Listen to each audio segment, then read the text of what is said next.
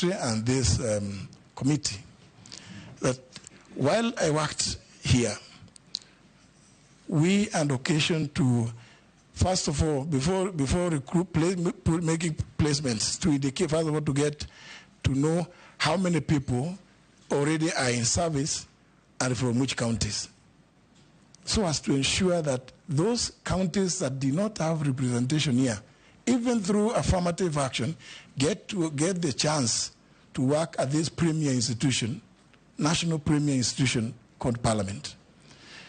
Mr. Chairman, in addressing this issue, these are some of the practices that I would want to suggest to the Public Service Commission to employ, because every part of Kenya deserves a chance to serve in the public service. Mr. Chairman, I have sympathy with what the Honorable Lesunda, through you, has been told by the young people as she was processing her bill. Mr. Chairman, we must say this without feeling shy about it.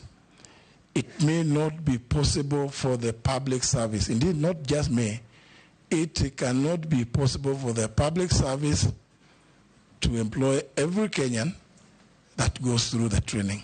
But it is the duty of government to ensure that we have policies and programs that make it possible for the economy to absorb those whom we train in our various institutions of higher learning and others. So it's an altruism, and I think I want to agree with the honourable member that I don't want to be visited to be haunted by nightmares. If I give a commitment here that we will absorb, Mr. Chairman, we may not be able to, but we have to look for ways of ensuring that those that have been taken through the process finally find some placement one way or other. There are various options available. Thank you. Before he moves out of that, Honorable Speaker, would you then, if you may not assure them of placement, but at least priority when opportunities arise, especially now that there has been a pronouncement that those who are above 60 years of age will not have their contracts being renewed or extended? Actually, I had noted the issue of priority, that yes, and I think we must take a lead from what the President said the other day when he was at a pass-out parade for the NYS recruits, when he suggested to the Kenya Defence Forces and the National Police and other security agencies that please, when you're recruiting, because the people that go through the NYS, first of all, get a 6 months paramilitary training. So it makes perfect sense that if possible, do about 80% of those. And they come from every corner of the Republic. So even in respect to these interns, I think we should give priority when it comes to absorption to those that have gone through the program. Thank you. Jeanette. Thank you, Mr. Speaker. Mr. Chairman, through the nominee, there are one of two issues is for clearing the air, and one is a question. The ones of clearing the air is you served as Attorney General for the last, let's say, 2 years now, a few months remaining. The issues that came that people were not taking your advice, whether they were legal or they were non-legal, I don't know, but your advice, which I assume they were legal. Could you touch on that matter? And then the other issue is when you were working at the Attorney General. Which people? He was not advising people, he was advising the government. Yeah, I'm saying. So be specific with your question. No, I'm saying there was accusation, there were statements out there saying that your advice was not being taken. There was a statement out there in the public domain that your advice was not being taken. So the advice could be taken by the government people in whichever capacity they are serving. Then secondly, the issue of when you are running the office of the Attorney General, there were issues, I found that one in Parliament, between your office and the Public Service Commission. in terms of recruitment of that officer, and now you are going to be working with them in terms of policy, you will be in charge. How will you take care of that? Then my last question is, the president, when this uprising happened the other day, one of the statements he issued was that people who have reached the age of 60 years must leave the civil service. But there are people who are 60 now and still working. They have contracts that are running. Now, and that is the way we can bring up the youth into the system, when you create space for them. So what do you think you will do if you get favor with this committee and you are appointed?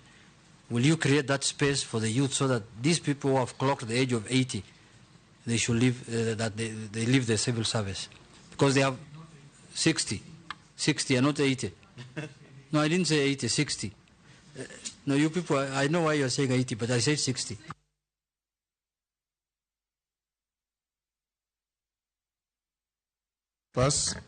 Posing. Thank you, Speaker, and the nominee, Speaker Emeritus. One is, should you get favor, now that the word is popular, should you get favor from the committee and approved by Parliament? Please, what practical thing will you do? Will you audit or something like that in terms of community balances, in terms of employment in public service? Because that item, although the Constitution prescribes Honorable Speaker Emeritus, but it's being abused. Nobody follows completely. And therefore, it's very skewed. Employment of government in public service is very skewed. So what will you do, an audit or something like that?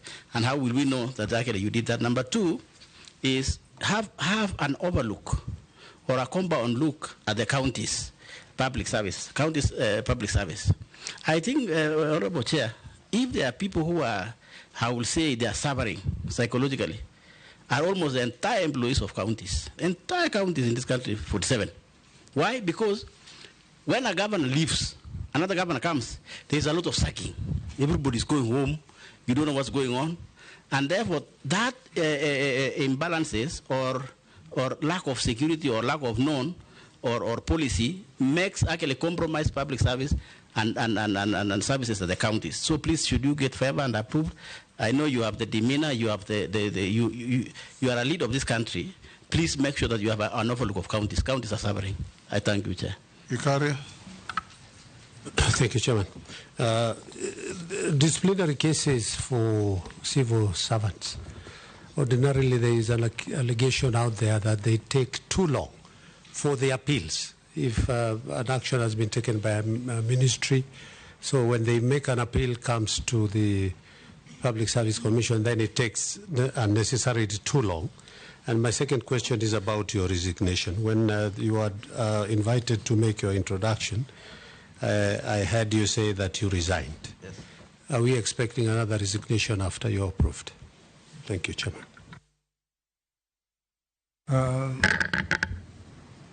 We can take Amisi. Yeah, thank you, Speaker. Just not the nominee. Thank you, Speaker. I just have one question, Speaker. This National Youth Service that falls under your docket is really dear to me because of the youth aspect and the youth population bulge that most countries are grappling with. Kenya not exempted. And if you look at the history of the National Youth Council, started National Youth Service at the independence. In fact, the late director of Stare was at the center of the foundation of this institution, where Stare is schooled. And the discipline we get at Stare is the same discipline that was supposed to be replicated in those services. And the paramilitary training just came in later. But you know, the essence of it was to make youth participate in the national building. They get skills at a very small stipend, and they build national. But you see, the way we've structured National Youth Service, it's become a privilege for the who is who, that letters are flying around. Leaders, you know, taking letters across the constituency. The most privileged are getting more letters than the others. But it's supposed to be a program that consumes all our youth into a training pool. In fact, it was borrowed to, this is an issue that has faced many countries in history. US, when they had this issue of youth population bulge, they what we call the Peace Corps, where young people were being sent across the world to be, incorporated in different ways of culture, heritage, and they learn a lot. They come back and they build their nation. This is the problem we have with the youth. We do not know how to do with this chunk of young people for the benefit of the country. How are you going to structure NYS in a way that it does not become a privilege rather than an expanded program that takes all the young people across? And don't talk about the budget, because all the problem has always been we don't have enough money. But there's a lot of wastage. That place has become a cash cow. People walk in, do tenders, and they get rich, but the youth are suffering outside there. What is this you are going to do differently in that institution once and for all? Because we've had these talks about NYS for quite some time. What is this unique thing? Nominee, if approved for appointment, which 3 specific reforms would you give priority?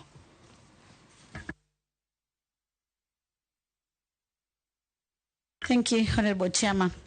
Honorable Chairman, I have one question to our nominee, and I'm looking at the constitutional mandates for gender representation. And I just see that women remain underrepresented in public service. Because if you look to most of the sectors in our government, they've been led by men. What specific reforms will you advocate to ensure compliance with this mandate and increase women representation? I think as a country we have some laws, but the problem is implementation, or rather enforcement.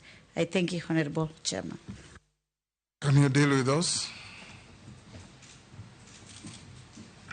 Thank you, Mr. Chairman and honorable members. Let me begin with the issues raised by the Honorable Jeanette, Mr. Chairman. And just say one, I think sometimes our media, and we have to give it to them, are quite innovative. Sometimes how they innovate sometimes can cause you a lot of jitters. If you read the story, if you saw the headline and you read the whole story, you could not relate the two. Because in the middle of the story, inside this, I think on page 2 or page 3 of that newspaper, they went ahead to say that 99.5% of all advisories given by the Office of the Attorney General have been taken and implemented.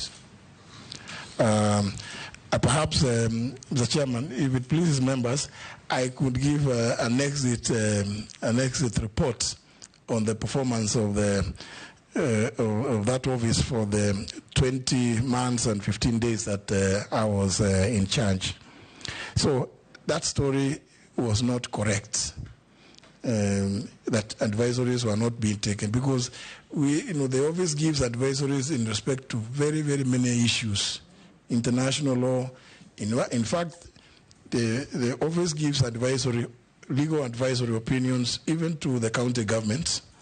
And I cannot even remember which one was never implemented.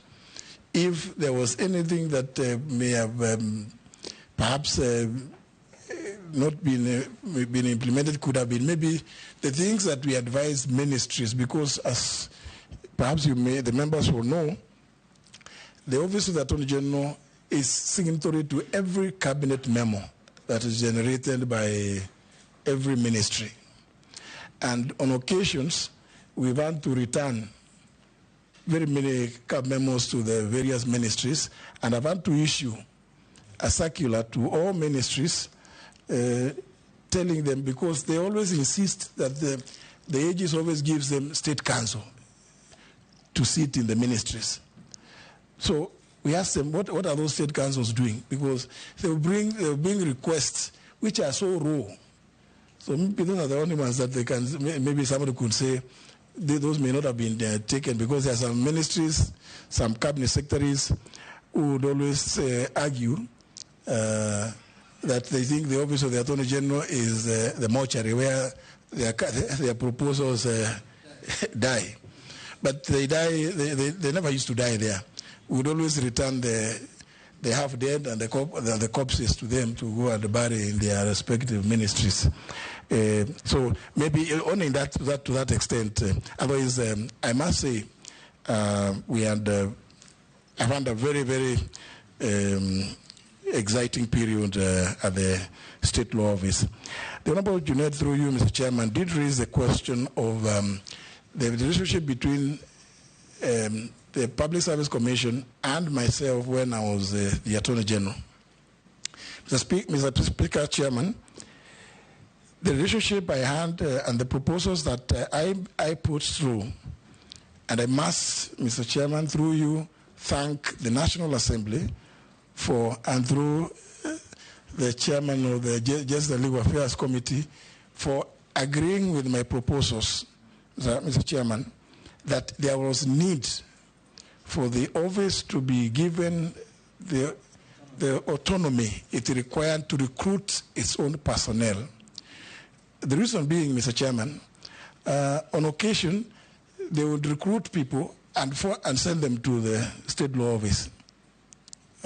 Sometimes when you look at them, they ask them, did you know the areas where we have need? Is it in the area of public trusteeship? Is it in the area of societies? Is it in the area of companies? Is it in the government transactions? Is it international law? These ones you have brought to us. So what are their key competencies? They will never be able to answer that question. They will tell you that all they needed is to recruit lawyers, and they dump them to you. So the position I took there was not a personal, it wasn't personal. It was just for posterity and to build the institution of the State Law Office to make sure that it is fit for purpose.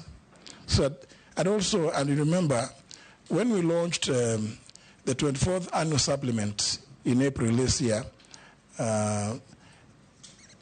His Excellency the President himself, off the cuff, did speak to the fact that he had assented to that bill to give autonomy to the Office of the Attorney General to be able to recruit its staff. And he was speaking about that in the context of the fact that we were launching the 24th annual supplement after the 23rd one had been launched in 1995. So, and His Excellency the President did see the merit in the proposals that I had made. And since, again, Mr. Chairman, the House did agree with me, and I really must remain eternally grateful to the House. The matter ended there. It was nothing personal. It was not to give me a job. It was to ensure that that office becomes what it is supposed to be, the biggest and the best law firm for the public in Kenya. And I hope that, and I'm happy, Mr. Chairman, that I've seen the nominee is a person, again, who began a working career at the State Law Office and has been the secretary to the advisory board at the ODPP, which is the same thing that you as a House gave me, the advisory board. That's what we were looking for. So I believe that my relationship with the Public Service Commission should not be strained on account of what I did. In fact, if I find favor, again, with you and the House, and I'm confirmed in this position, I would want to continue assisting the State Law Office to develop, because even then I was actually using officers from the Ministry of Public Service to help us to develop the human resources department of the State Law Office. So I hope that anybody who may have been, aggrieved by the decision to give that office that capacity should not have any difficulties working with me. In any event, we are conjoined at the hip, and we must work together. And differences of opinion must never make for enmity. The leader majority did raise the issue of, is it the people age 80 or? Yeah. Yes. I have done some quick assessment of that position, and I'm told currently in the mainstream public service, they may be less than 10. But of course, whether they are 10 or 1, if the directive is at 60, you go home and you are an employee, so be it. We just must live by the law. And I think this, I would want to tie this with the question, Mr. Chairman, raised by the Honorable Mishi, the member for Likoni, on this issue of gender. Mr. Chairman, I did allude to what is provided for in Article 232. Among other things in that article is the question of the special place for the youth, women, and people living with disabilities in the recruitment, even as we address the issue of other forms of diversity in our country. I think it has come to a point, Mr. Chairman, when we must now bite the bullet and implement what is in our laws. We can't have a constitution to which we just pay lip service. I think it's not, unfortunately for me, Mr. Chairman, I like taking, once I take a position, I like being held to account on the basis of the position that I take, because we just have to implement the Constitution. You in Parliament are doing your very best to try and live by that Constitution. So everybody else in the public service should also be held accountable. And I hope, Mr. Chairman, that the House will help me when I bring reports about who is not living by the constitutional imperatives, so that you can hold them to account in the way that Parliament the world over does. So, Honorable Chairman, in response to that issue raised by the Honorable Mishimboko, it is just to say that I intend to live by what is in the Constitution. This question again, Mr. Chairman, it ties alongside with that raised by the member for Pokot South. Mr. Chairman, he used to have a name. He was called Pokot 1. He raised the issue of diversity again.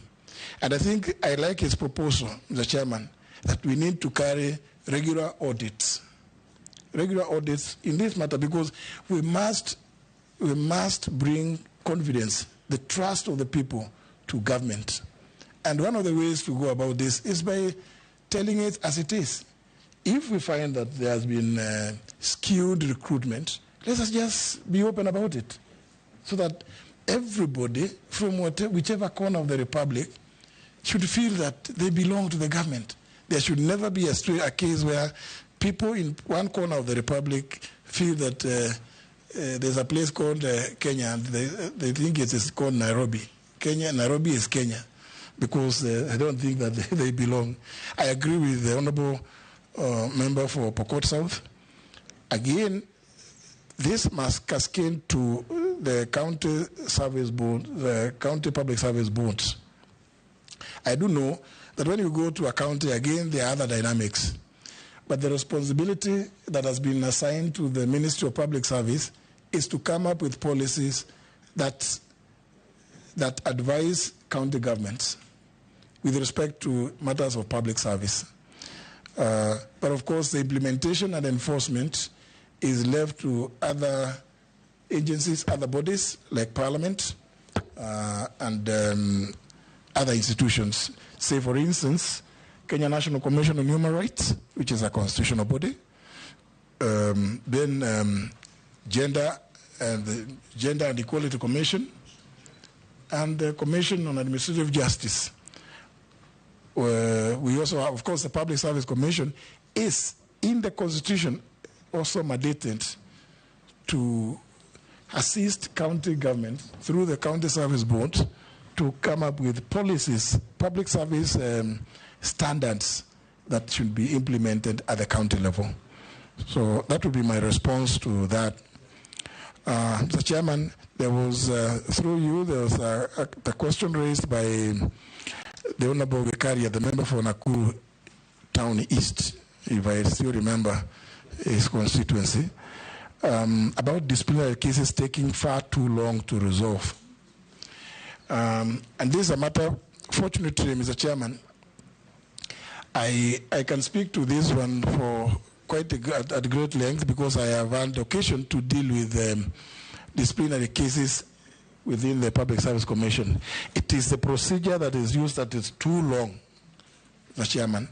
I do recall when I was a magistrate, I got involved in dealing with some of those cases because the process starts at the ministry level, because as you know, under clause 5 of that Article 232, the PSC is empowered to delegate any of its functions to other bodies or to some of its members, and some to any public officer or other authorities. One of the functions that they have delegated is through letters they write to people called authorized officers. It is that issue of the HR function. And I think, Mr. Chairman, my own experience is that it has not been carried out properly. And it speaks volumes. When cases, disciplinary cases, take so long, and possibly the staff who are the subject of those disciplinary proceedings are put on half salary, or they are not allowed to participate in several other service functions that they were engaged to do. So it's a matter that I think we need to streamline the procedures so that matters can be resolved. And at this point in time, when we are all talking about leveraging on technology, I think these are matters that should be resolved much faster. On the question of resignation, if I got the Honorable Gekaria properly, he said that he saw that I had resigned. That's what is in the Kenya Gazette. It is true indeed that I resigned, and there were reasons. Because as you would expect, at the national executive level, and I know the country was alive to the fact that there had been some disquiet. And the only honorable thing at that point in time to do was to take a position through a route that is provided for in law, to allow His Excellency the President opportunity to reorganize his government as he desired. So rather than allow a situation whereby you tie the president with the fact that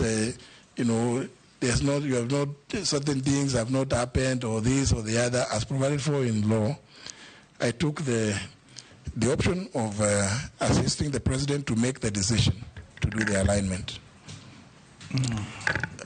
Honorable Chairman, there are two other areas. Well, the issue raised by the Honorable Caleb Amisi about the NYS, and he did give examples about the American Peace Corps. I think those are very positive remarks and comments. But I want to add that yes, Honorable Caleb Amisi did mention the issue of discipline, Mr. Chairman, and it is not without foundation, because the 6 months paramilitary training obviously equips the trainees with certain patriotic norms that ordinarily will not be found in an environment that is not such as the one we find ourselves in the NYS training camps. But I did say that, Honorable Amisi, that there is the 6 months paramilitary training, and there is the 1 year national service. From this national service, the graduates are assisted almost invariably, where it is possible, to either become self-reliant or self-employed, if you wish, And those others that depend on what courses one takes, because when they go to for the national service, they take some certain job-related courses. It could be in the hospitality industry, it could be in construction, and such like trades. And those that also wish to continue with further training are encouraged to join currently the TVET programs within the Ministry of Education, where they would go and to get either diplomas or certification at the TVET level to equip them further for the job market.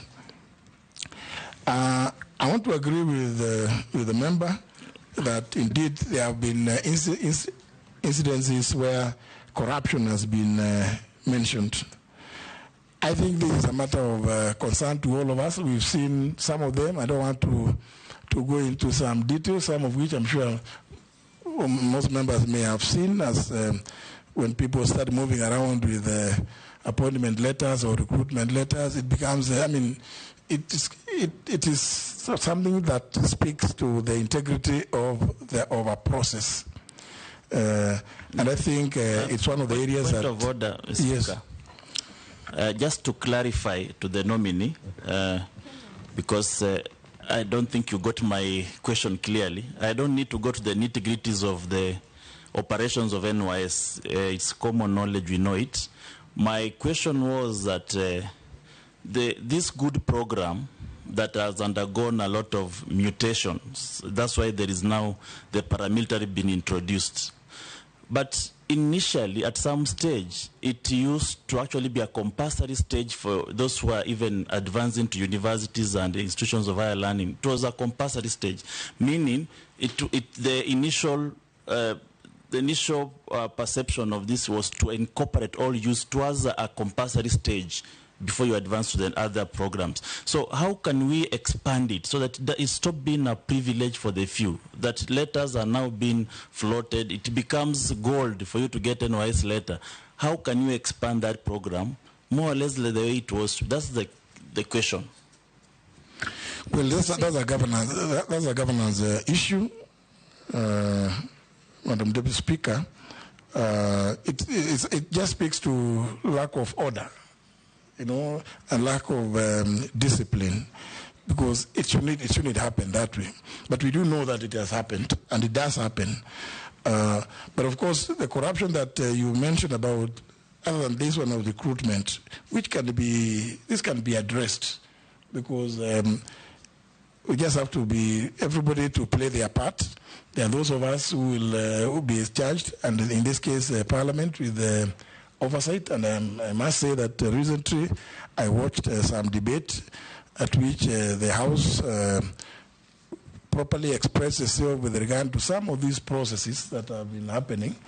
And I think that is a route to go, so that everybody knows that even as you undertake certain or any of the processes that you are enjoined to undertake, there are others who are watching, and there are others who will hold you to account for your actions. But with regard to the other corruption that the honourable member mentioned, I want to say that when that problem came up, and I think all of us would recall, starting around 2017, that's when reforms were initiated within the NYS. And that's how by 2018 we came up with the National Service Act of that year, which, among other things, introduced a council as an oversight body. And I think as Parliament, through the various committees, you are at liberty to call, to summon the council, and because they play an oversight role. But it is the National Assembly that has got general oversight over all national state organs and state officers.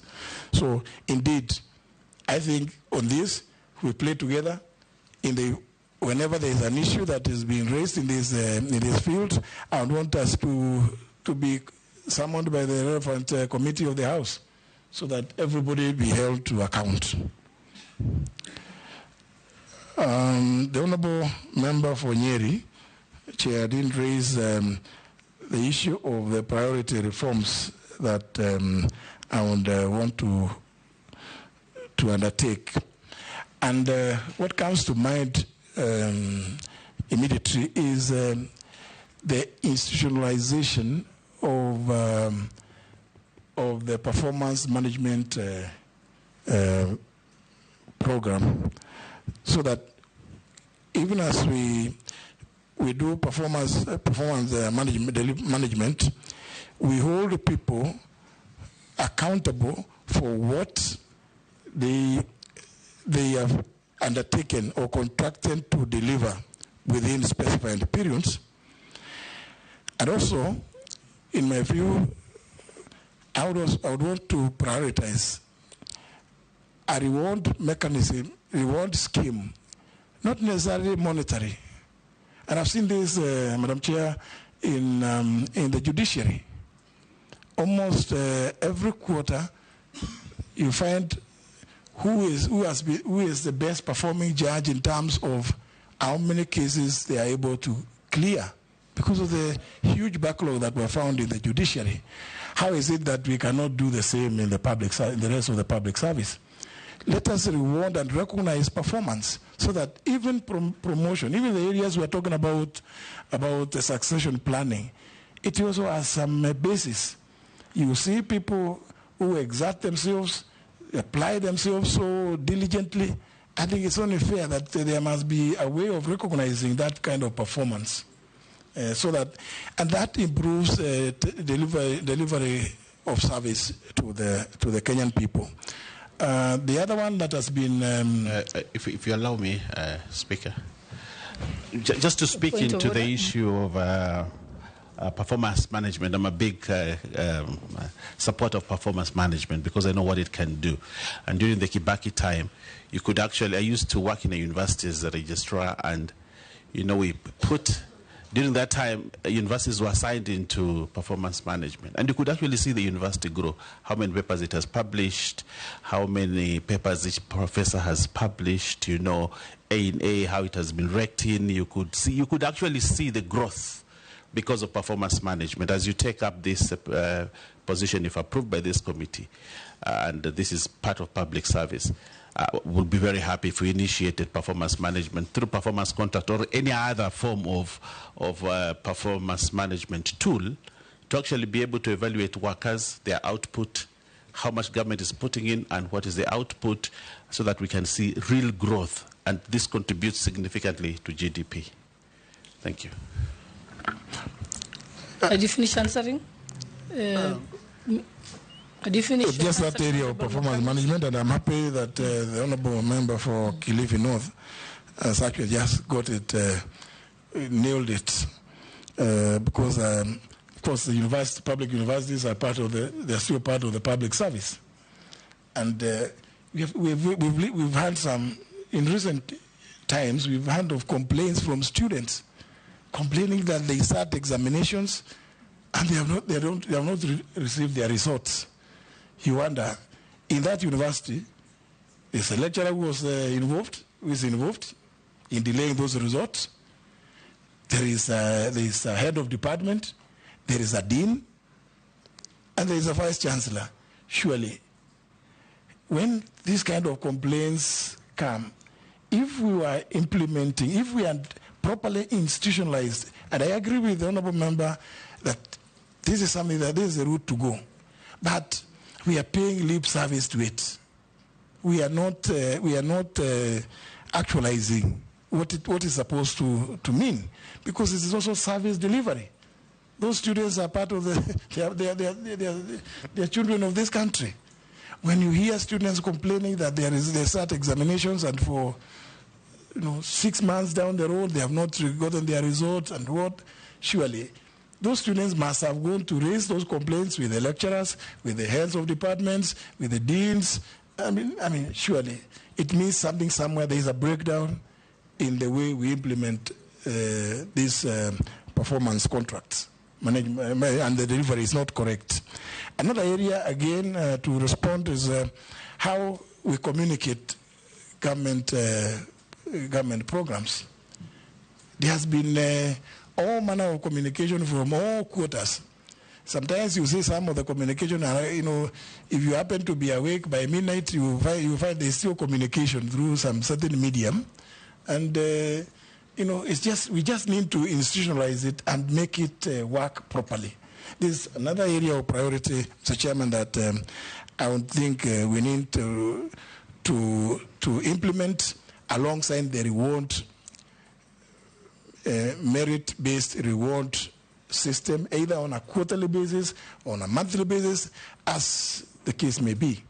We must recognize industry and merit in the delivery of public services. I think that may be all. I'm told you've done all that cohort. Sharia, anything? Mr. Speaker, if you allow me, I have a question from a constituent. Thank you. Mheshimiwa Justin B. Muturi, the question goes, despite the clear guidelines outlined in the scheme of service, there has been a noticeable trend of officers remaining in the same job group for extended periods. This stagnation not only demotivates employees, but also hampers overall efficiency and progression within the public service. How do you plan to address and rectify this issue to ensure compliance with the scheme of service and promote a more dynamic and motivated workforce? Thank you. Chairman, I have one simple question. I did one. I have one.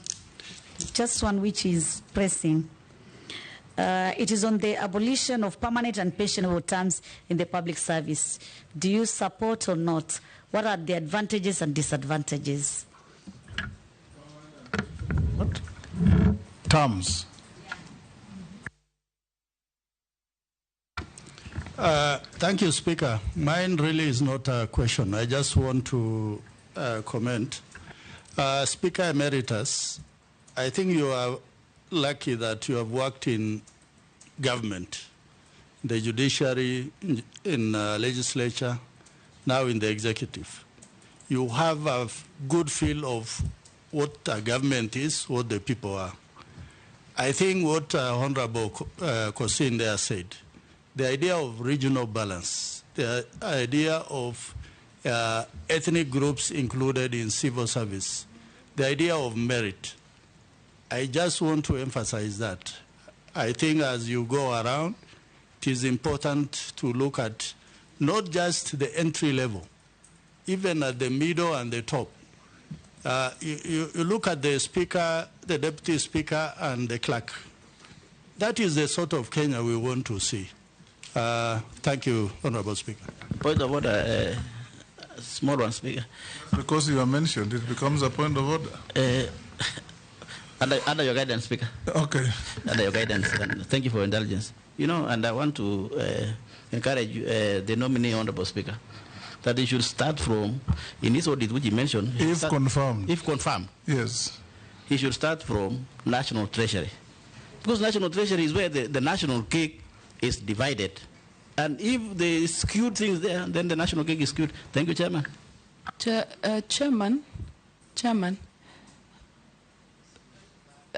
I had not asked a question. Those who have not asked questions. I hadn't asked. That time it was a supplementary.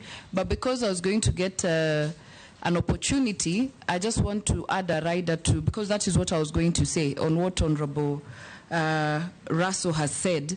To the nominee, if you get an opportunity, please. Kenyans want to feel to be part of Kenya. And the only way is through inclusivity, fairness, and what is just. And it is enshrined in our Constitution. And you have said you will follow the Constitution. Kenyans do not want to see an advert of a senior position which is being filled, and they almost know it is for who, it is even tailor-made for who, and for which community. If a certain person exits public service and he or she is from a certain community, it is almost certain they have to be replaced by someone from the same community. Let us have fairness and encourage merit. That is all I wanted to say. Good comment. Mule, you pass? Just a comment and to the nominee, Mr. Speaker Muturi.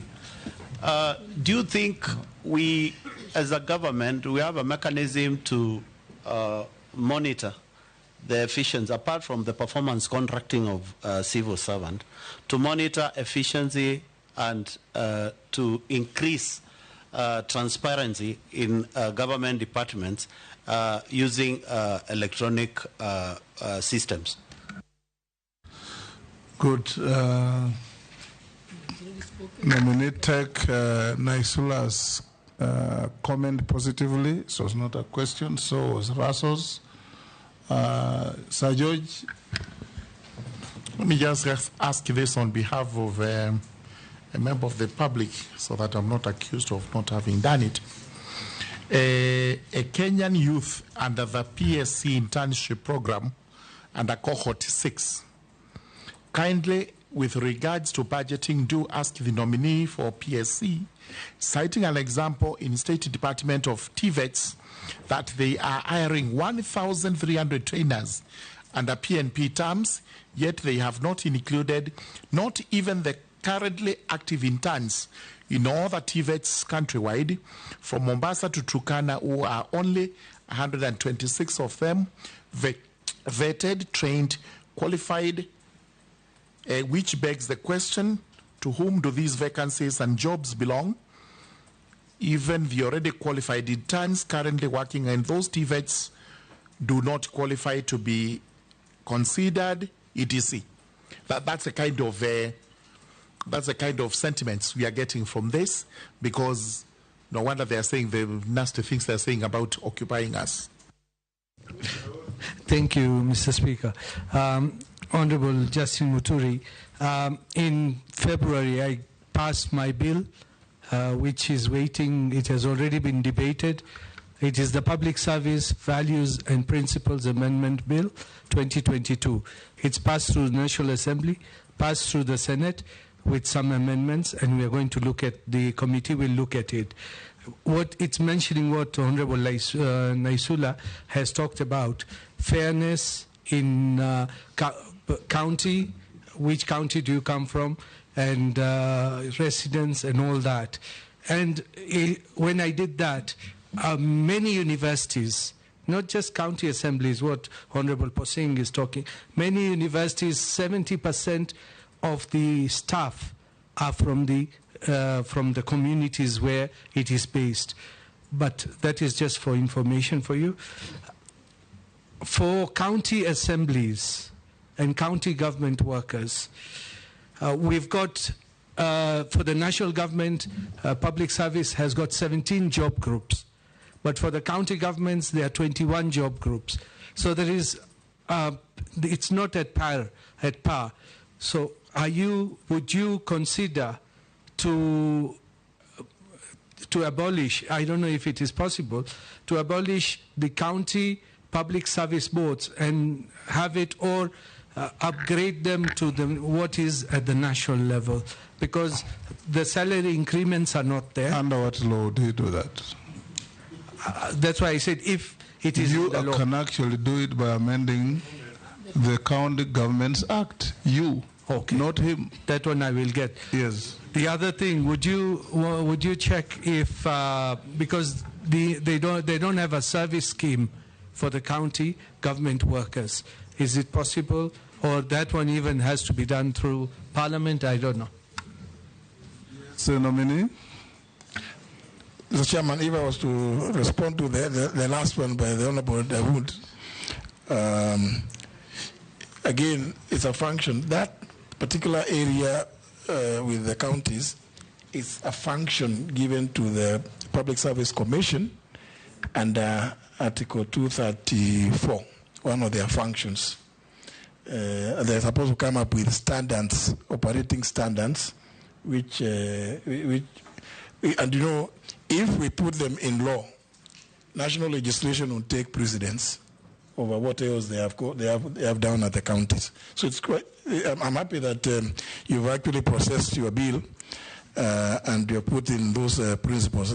Mr. Chairman, I was going to agree with the Honorable Dawood about these many job groups at the counties, because very many. Sometimes I came across an officer, some old man who was employed in my county, and he was said to be an environment officer. And to the best of my knowledge, when they mentioned environment, I was a bit surprised, because I didn't think he would be very well suited in that regard. But then later it was explained to me that he was engaged by the governor to advise on the political environment. So, so there are many job groups, and so it's one of those things. I think working in collaboration with the Public Service Commission, I think, because we have a duty, we serve the same people. We have a duty also to advise the counties that certain things just don't make sense. And the resources that are devolved every year are not just for purposes of recurrent expenditure. And I like the current trend that both Parliament and the national government have taken, that please dedicate not less than 30% of those resources to address issues of development. I think it's a good thing. The Chairman, going to the question raised by the member for Balambala, the Honorable Shurie, about the stagnation of people in one job group. It is one of those things that must be seen as, one can say that maybe somebody has slept on the job, because why are you stagnating somebody? And this is the reason why I'm saying there is need for us to introduce some monthly or quarterly reward system. And if we do that, something like that, we will see who it is that is stagnating. But I think the Public Service Commission, unfortunately, Mr. Chairman, have to, if you confirm me and the House approves, I would have to work with the Public Service Commission, and I have no problem about that, because I believe that what we will be proposing are ideas that would help in the service delivery to the people of Kenya.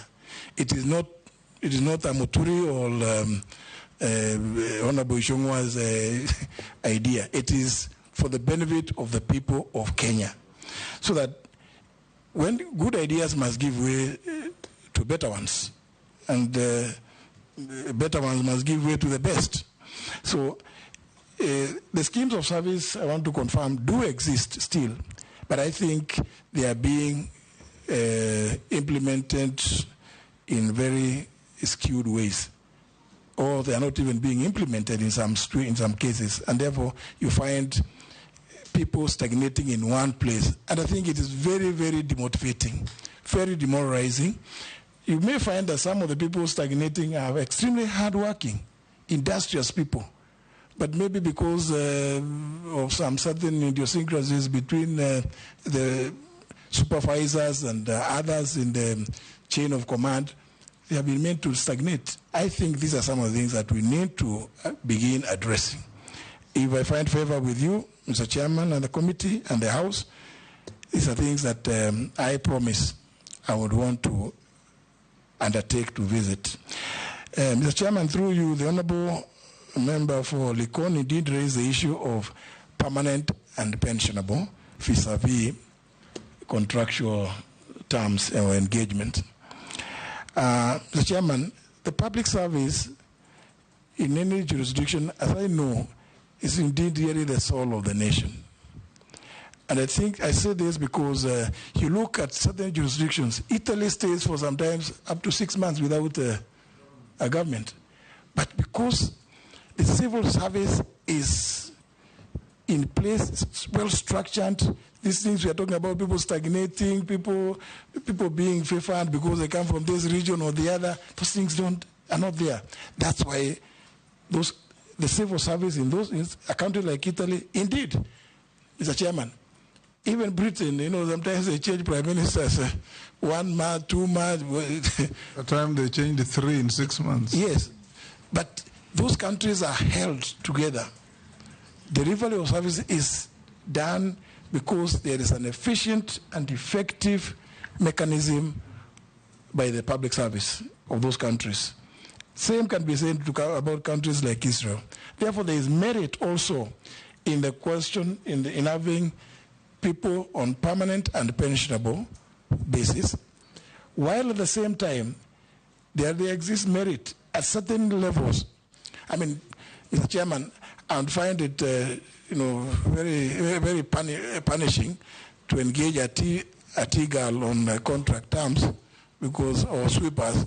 You'll be changing them so many times. I think some of them, or clerical officers, but at certain levels, senior levels, there is merit also in having people on contract terms. In any event, members of parliament are at a very high level in society, and they are on contract. They are on 5-year contracts. So why should it not be that at certain levels, we also engage some of those people on contracts? I mean, for me, I think we can have a fused system where we appreciate that at a certain level, P&P has its own place. And then at certain other levels, contractual engagement of public servants would have some benefits. That would be my reaction to that issue. Thank you, Honorable Russell, Honorable Kosing, through you, Mr. Chairman. These were comments to encourage, and I take it in my strength. I think, it has been said that we must begin by addressing the National Treasury, and I think the Honorable Member has a point, Mr. Chairman, because we have read stories about what is called budgeted corruption. By the time documents are delivered to the House, so much has been done, so much has been planned for. Sometimes when you try to read through those documents and you are told maintenance of plant and equipment maintenance, you ask which equipments are these, Sometimes you don't know which is which. And the same would go to how we recruit people also. Mr. Chairman, I want to give this committee some real example where 11 drivers were recruited and posted to the state law office. Only 4 of them had an idea how to drive. And they were on salary. So he said, what, did you make a mistake? I thought this could only do sweeping or some other menial jobs in the office. But no, they are employed as drivers. Mr. Chairman, I have some examples which make me feel very passionate about actually, if the House approves me, want to go to this docket, because there are too many things, too many glaring things that need to be addressed. Well, the Honorable Member for Matungulu did raise the issue of the monitoring mechanism available in the implementation of various programs in the public service, particularly even performance management. This is one area that requires very close attention because, as I said earlier, Mr. Chairman, because Public Service Commission, in excess of the powers given to it in 234 clause 5 to delegate. Once they delegate, and Public Service Commission is only one small commission here in Nairobi. It is not in Turkana, it is not in Embu, it's not in Bungoma, it's not in Narok. It's just here in Nairobi. So once they have delegated, I think the follow-up mechanism on what happens to those people whom they delegate their functions has been lacking. And I think, Mr. Chairman, if, as you said, I find favor with yourselves, I would still want to work with Parliament. If I find favor, I would still want to work with Parliament because I think it is in Parliament where things can move. Some of these things which have failed in the public service, if we work collaboratively, we will be able to give better service to the people of this republic. Sorry, the last one, Mr. Chairman, is from the indomitable member for Tharaka, the Honorable Gigi Murugara, about this cohort, the cohort 6.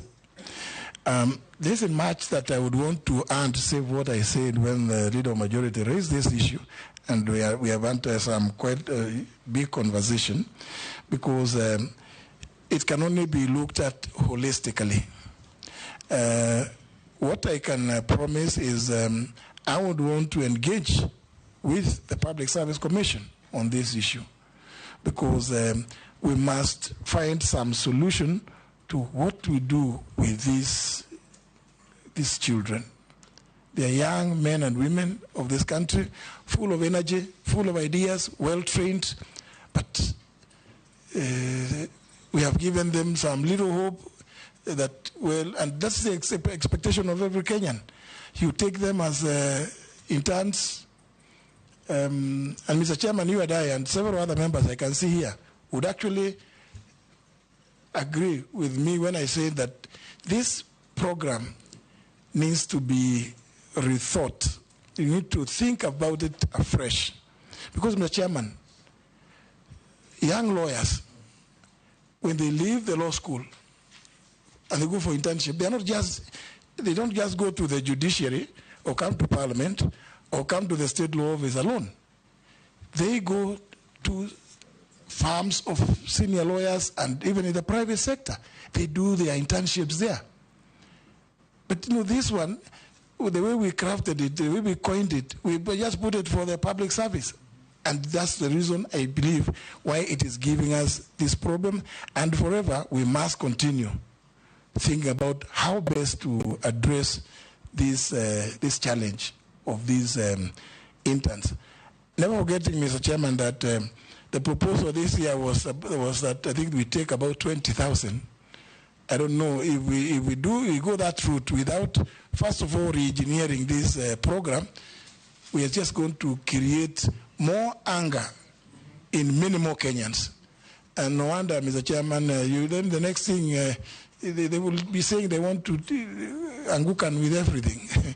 There's something that's wrong about Anguka. They could easily say, Anguka nayo.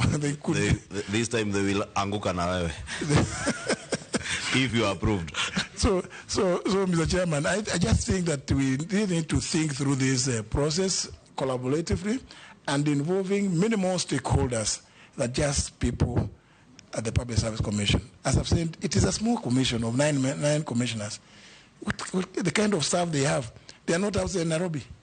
So surely, I think they don't even have they have not had the capacity to go around the country to see what other areas of our economy we could think of people interning in. Thank you, Mr. Chairman. Everybody has had a go. You have not asked my question. You did. It was just a supplementary. It's a question nonetheless. Supplementary on intervention.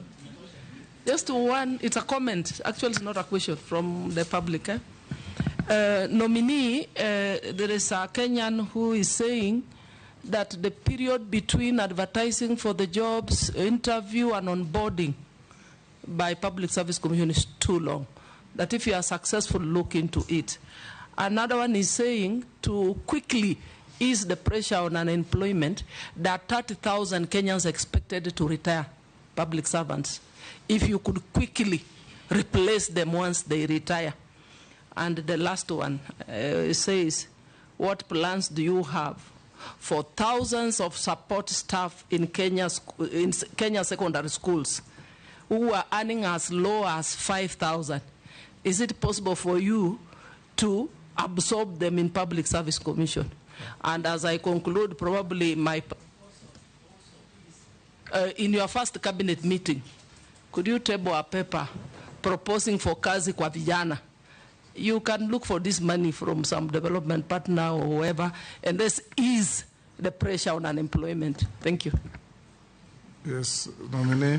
Thank you, Mr. Chairman. And she said there were comments. So she's not about. But Mr. Chairman, the honourable member for Teso South has raised a very important issue about those people working in schools. It's just it just shows that if the question is directed at me, then that Kenyan actually appreciates public service is not just here in Nairobi. So if I find favor again, Mr. Chairman, then the Kenyans know that they will find me even in those schools, because those head teachers, those they called principals, are your agents? They are my agents, because they are also employing Kenyans in public. In public. So, and of course, Mr. Chairman, as I write down on this, if you walk through into any government office, including police stations, you find very well written service charters. But you know, they are just there in on the wall. You'll go, you find somebody, even in hospitals, public hospitals, very nice service charters, vision, mission. It's just like as you drive past Nyayo House. This is a corruption-free zone. I said, oh, this signboard as far is misplaced. Even Abbey House. And then others, you see, no smoking zone. Then you have to find the people who are there. So I think, Mr. Chairman, public service cuts across so many sectors, and I'm happy the member for Teso South has raised this issue about people working in schools. Indeed, all those people are managers. They are people who are supposed to help us, because even when they mess in those schools, it is the government, and not usually it is the national government that takes the flak. So, and you know, you go to a police station, a citizen is reporting an issue. The way they are addressed, they start cussing why they made the decision to go into the police station. Surely, is it not possible that in the 21st century we can offer public service with a smile?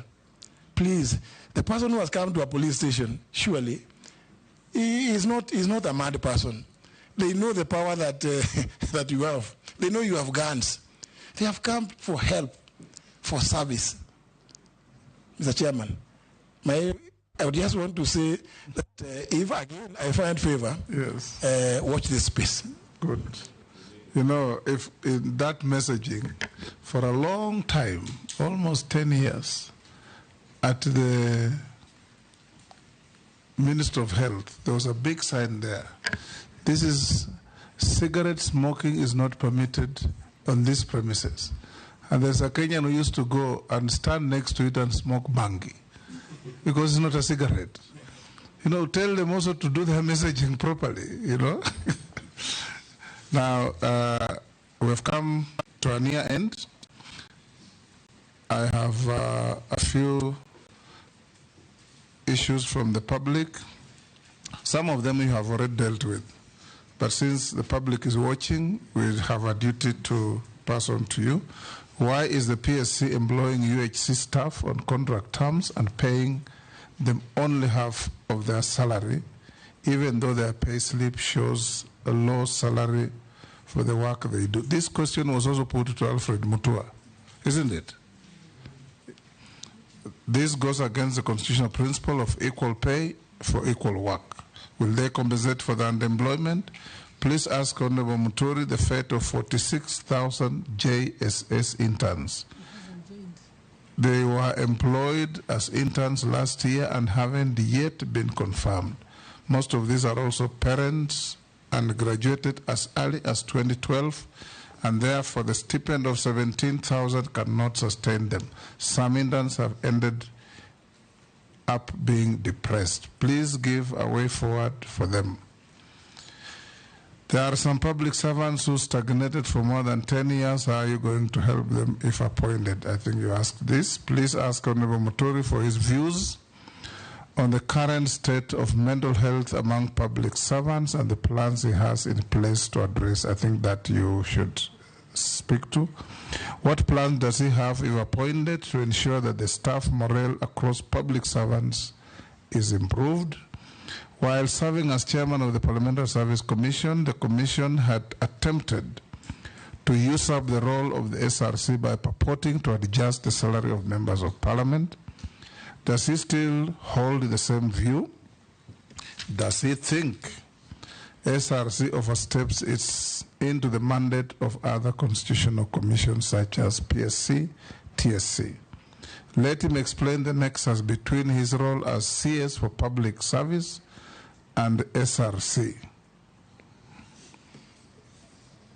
And the many others about retirement age, stagnation. There are almost 20, 30, but you have already touched on them. Thank you, Mr. Chairman. If I start with the one of the universal, UHC. Yes, universal health coverage. Yes, okay. Staff being employed by the PSC. Well, Mr. Chairman, as I've already demonstrated, it's really the function of the PSC. It is their function to employ. But of course, we being policy advisors, we will be in a position. We will be, if we find favor, in a position to have a sit down with the PSC to find out what why there are those disparities. As they say, some people are getting being employed better than, or being paid better than others, yet they did the same job. Mr. Chairman, on this issue of the JSS, even as much as it's not a matter that I have addressed my mind to, but as I say what I've been reading, given the fact that it's a matter that belongs to the Ministry of Education, it's an issue that, because of the role that the ministry plays, if I find favor, I would want to have a sitting with the Ministry of Education and the TSC. But more importantly, Mr. Chairman, I think it is important to put a mechanism in which, like you said, some are saying they graduated as early as 2012. I think we need to have a transparent mechanism that of showing when you are recruiting, surely you trained somebody as a teacher, they graduated more than 10 years ago, and you're employing another one who just graduated last year. They have not even, and that is happening, Mr. Chairman. I want to confirm. I know it does happen. I think we need to have a transparent mechanism of ensuring that there is the fairness that we have been talking about, and that is what is required of us. Mr. Chairman, that also I want to speak to the issue of stagnation. I had already spoken about it, that we need to revisit the issue of the service schemes, the schemes of service, sorry. Mr. Chairman, there is already a cabinet paper which I found under preparation to address the issue of wellness and the whole area of wellness in the place of work for public servants. And if again I find favor, I intend to push it through. Mr. Chairman, I think it is maybe the Kenyan who asked this question that PSC attempted to increase or adjust the salaries of members of parliament during my tenure as a chairman of PSC. This is without foundation. Parliament never did that, and I know, Mr. Chairman, is because many Kenyans confuse several issues. When members raise the issue of mileage claims, people out there say, oh, they are increasing their salaries. When members raise the issue of sitting allowance, some people out there will say members are increasing their salary. We are so clear that the mandate to regularly review and set the salaries and remuneration of state officers is a function exclusively under Article 230 reserved to the Salaries and Remuneration Commission. So it's not possible that we ever did anything like that. I'm sure maybe that is a bit of misinformation. The same would apply the issue about the CS for Public Service Commission vis-a-vis the SRC. We know the clear, delineation between what the SRC is supposed to do with regard to advising on the salaries and remuneration of people serving in the public service who are not state officers. So again, there can be no area of overlap or confusion between the CS for public service and the SRC. Mr. Chairman, thank you. The very last, the issue of civil servants with fake documents or fake certificates. If you find favor, what are you planning to do to eradicate fraud in public employment?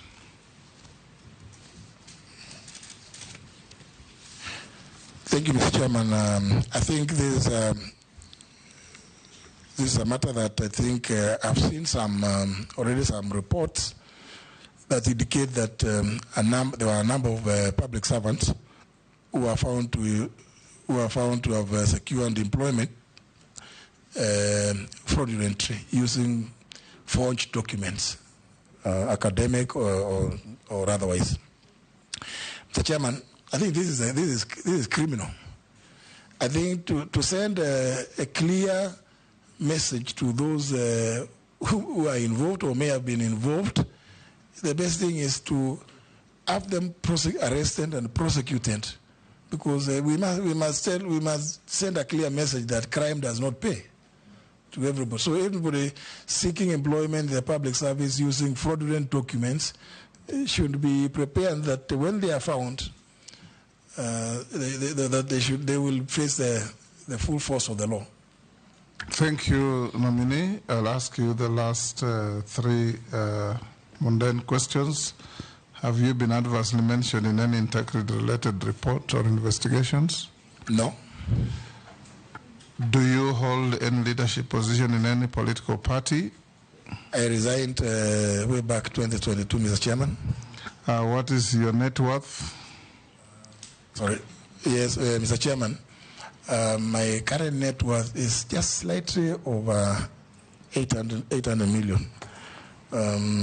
When I appeared before you in 2022, yes, my net worth at that time was about 761 million. Mm-hmm.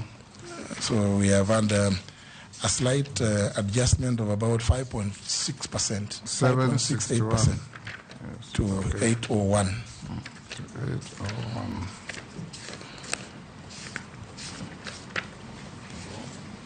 That is 761 to 801. To 801. Yeah. Yeah. Speaker. Yes. Yes.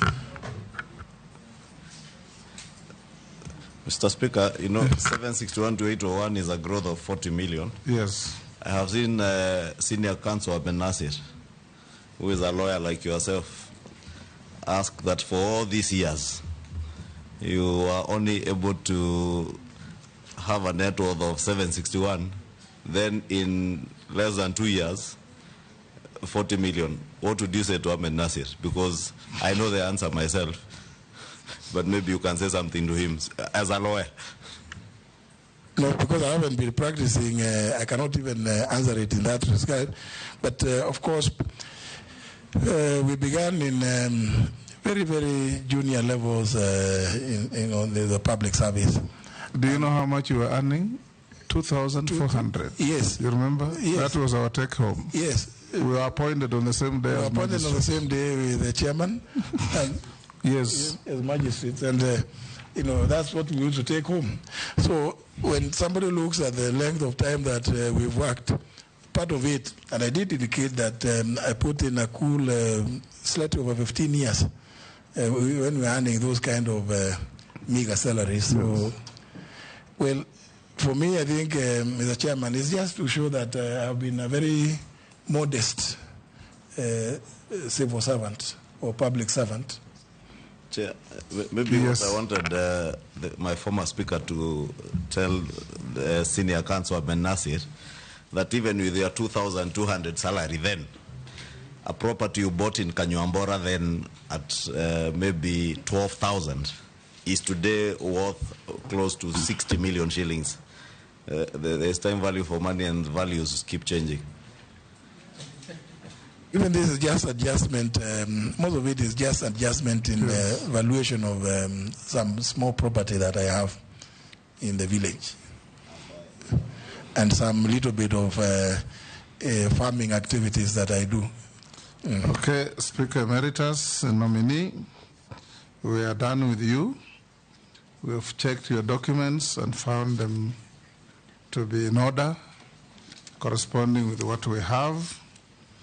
We'll ask the sergeant to pass them on to you, and unless you are, I think also the memoranda sent out to you, you adequately responded to all of them.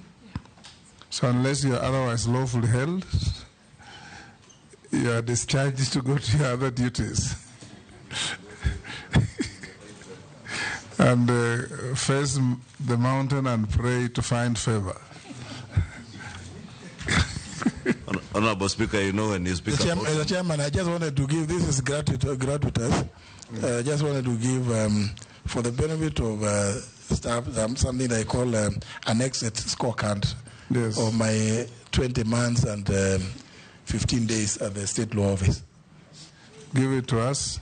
And hold on, Majority Leader was saying... So. I was saying on a light note, I can confirm the Honorable J.B. Muturi does not pray facing the mountain.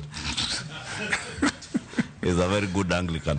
He does not go to the mountain. There are other people who are known for the mountain, not J.B. Pray to only one God. Morogara has a different knowledge.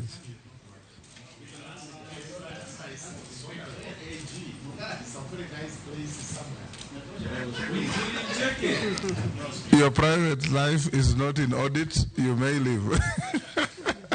Thank you very much, Mr. Chairman and honorable members. Yes. I've enjoyed this engagement, and as you said, Mr. Chairman, should I find favor, I'll still be ready to come back to the House and account for what I'll be doing. Thank you very much. Thank you. Good night. Members,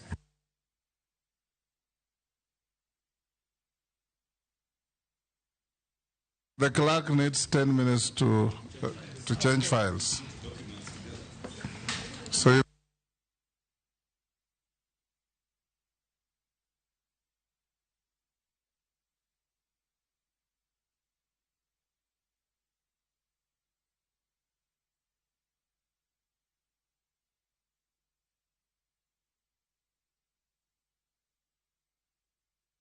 Yo sister. Niaje bro? How is your search going? Umepata mtu bado? Bado sijapata mtu. Sasa wacha nikuambie wale una avoid. Niambie. Mtu ana support Arsenal. Tena na si watu kama wewe? Achana na hao watu. Ni mbaya. They will overpromise you. Watakupromise. Wallahi. I will do this. I will do that. I will give you the earth. Who deliver? Dial *811*280# to get one overpromise.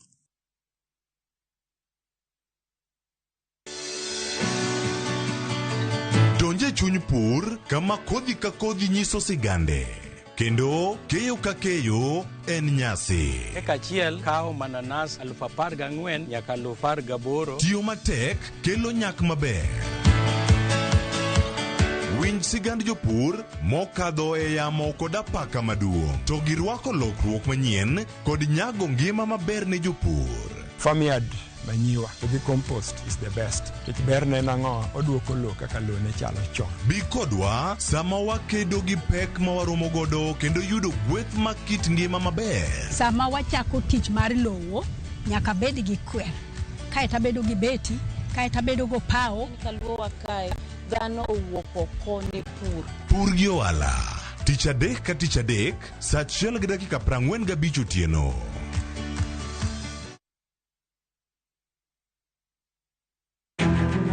Wakelo ni chenro mar ohala kod lony gi dongruok mopogore opogore. Ohand kinyosi nigi pesa kitimo gima dwarore. Weche makende moa kuom jogo makelo lokruok e ngima dhano. Ohala ber nikech ohala puonji managerial skills. Lek ma in go iriembe mineni gigo chopo. Chakre gi jogo mane ochako ohala manyien. Kalure gi kaka nachako gi kuma achope. Ohala ni en ohala maber. Nyaka jotelo molony e timo ohala. Akwajo jodala wate odogi ohala. Ne pek mane gikalie. Pod waonge uhuru mar ohala. Loch mane giyudo kod kinda mane gitimo e manyo gik mabeyo beyo. Ka ja ohala ok nyal chako project ka ionge gi market. Tudri gi Cleophas Oluoch e ohala gi mwandu. Tich ang'wen ka tich ang'wen, chakre saa 1:45 otieno.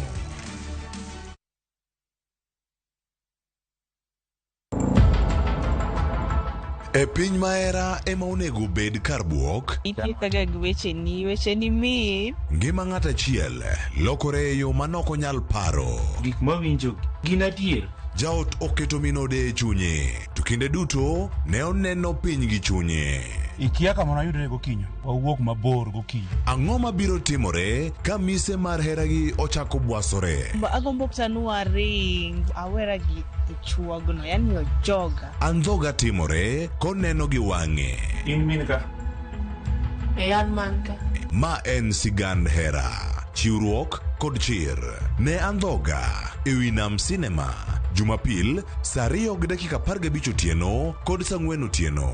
Mana e Ramogi TV.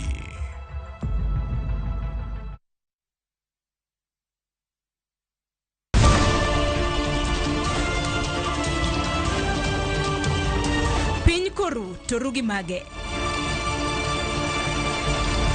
Weche manyien. To chuny mbaka en nyiero, ywak kod muodo lak. Matwak kod duond jopiny. Nyakora Ramogi jong machiegni neno weche manyien. Ma en rupiny kod mbaka oromo e Ramogi TV.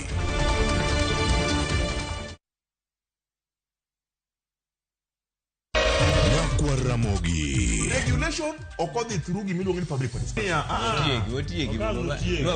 Be ikori mar donjo matut e weche madongo.